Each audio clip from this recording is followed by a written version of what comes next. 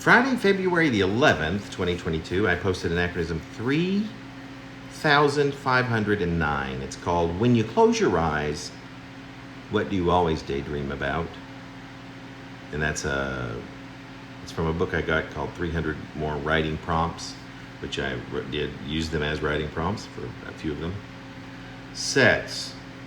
which I learned from Brian when I was 9 or 10. All day I dream about sex. Remember lying down upon the earth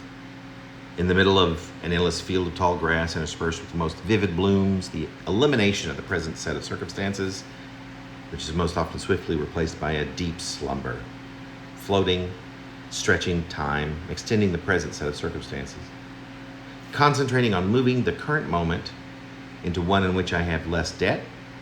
lines of poetry, which can be pretty annoying in most cases,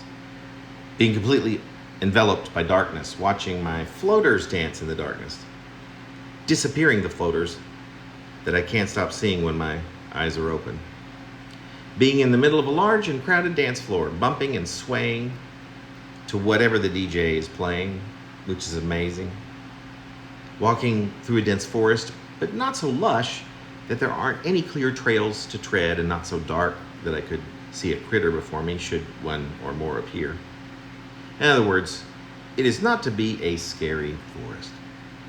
Being in the same room with the man of my dreams, seeing all of his contours, willing him present,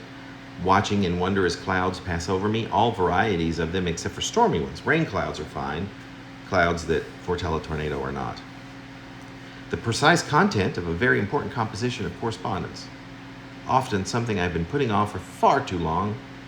or coming up with a witty variety of retorts I could have uttered in passing at anyone who recently made a smart-ass remark directed at me, or thinking of all the better things I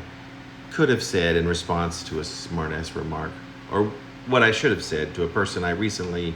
and randomly almost ran into and have wanted to speak with forever, but pretended instead that I did not even notice their presence, or suddenly realizing a glaring error that I have made, either written or spoken.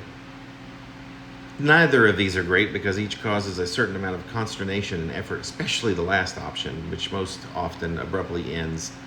the daydream as I shoot straight up with great speed and fret over what on earth I'm going to do to correct this horrid mistake that I have only just now realized that I have made, or else I whip myself up into a panic over whether or not I should or will do anything about it at all.